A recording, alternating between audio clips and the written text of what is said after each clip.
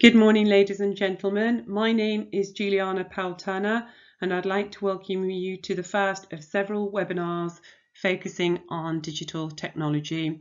We are the Centre for Research into Environmental Science and Technology, CREST, who are based out of the University Centre, Shrewsbury. Many of you will know us and have attended our events previously. As a group, we've been established for just under 2 years and we're part funded by the European Research Development Fund with match funding from the University of Chester and Rees Heath College.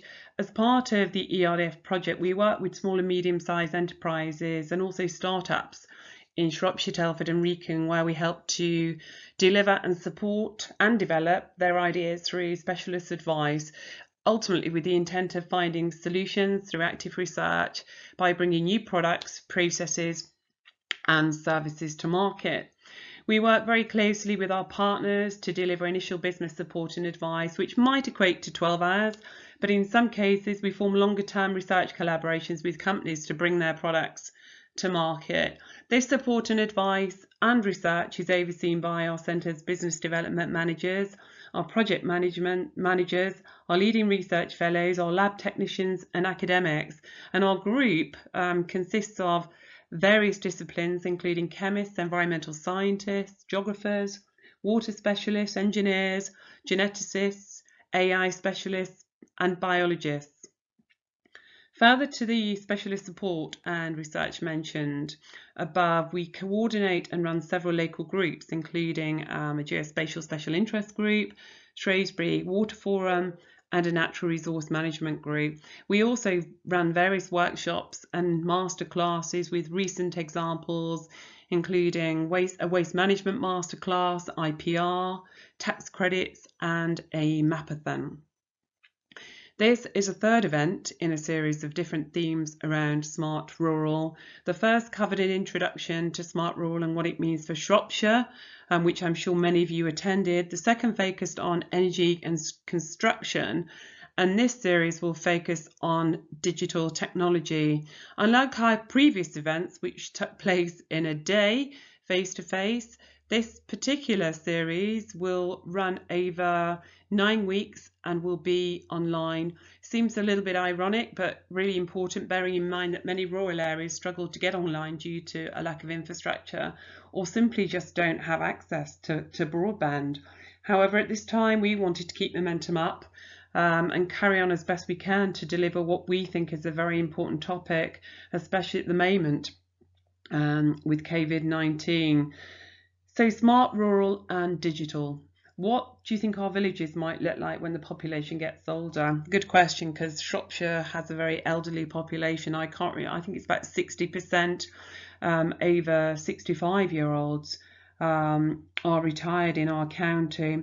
And I think we need to ask the question, will young people and families still move to our villages? Can we maintain the infrastructure with transport, shops, schools and doctors? I think what we need to do is to ensure that we continually revive our rural areas and keep them attractive for our residents and any newcomers. I think the challenge faced by residents in cities and rural areas is space. So if you think about cities, many people live together in the smallest of spaces, whereas in rural areas we need to bridge the distance amongst people so they actually feel connected. What we need to do is develop solutions for integrating mobility and logistics with smart technology to create a sense of place for the people who live here. There's no time better than now with the current outbreak of COVID-19, I guess, and the associated implications for all of us around social distancing and isolation when considering digital technology as a means of keeping in touch with loved ones and whilst going about our daily business as best we can. So I guess the question posed is whether digital connectivity in Shropshire is fit for purpose.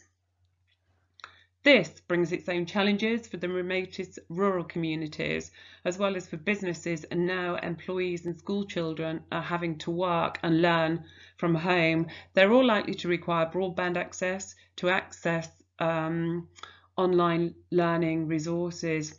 It's interesting because according to DEFRA, many communities in Shropshire are hindered by a lack of fit-for-purpose broadband, and they stated this in their 2011 Urban Rural Classification. According to this, many of our rural communities fall into the worst 10% of areas in the UK across all metrics, including average download speed and superfast availability. I certainly don't have superfast availability where I am in North Shropshire. This is compounded by, I guess, intermittent mobile signal, pretty aware of that, which although we try and work around, and it can make remote working, learning and learning and keeping in touch difficult. Many households and businesses, I think, would welcome a resilient internet service, and research has shown that when broadband is available, householders in particular use it for communication, online shopping, banking, email and social media. I guess from a business perspective, internet access is critical to many of your operations, where many businesses use Skype as a standard means of communication through a wireless broadband provider rather than face-to-face meetings.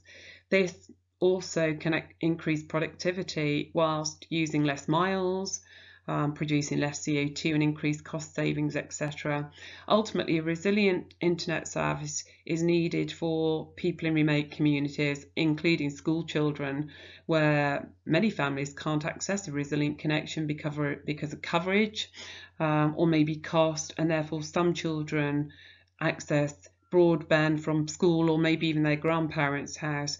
How this is going to work in the coming weeks with people working from home is actually anyone's guess. Some of these children probably won't be able to access these services, especially as grandparents go into isolation and implement social distancing measures. Children and potentially other individuals will be at a great disadvantage without the means to carry out their daily work because they're not going to have access to broadband. I think the point here is digital access for so many is increasingly taken for granted, and rural communities need and want to engage in online activities that are considered everyday normalities. So access for all is required. I guess a somewhat refreshing approach is underway in the northeast of Scotland, and actually you'll hear from Paul Lindop on the 20th of April and what he has done.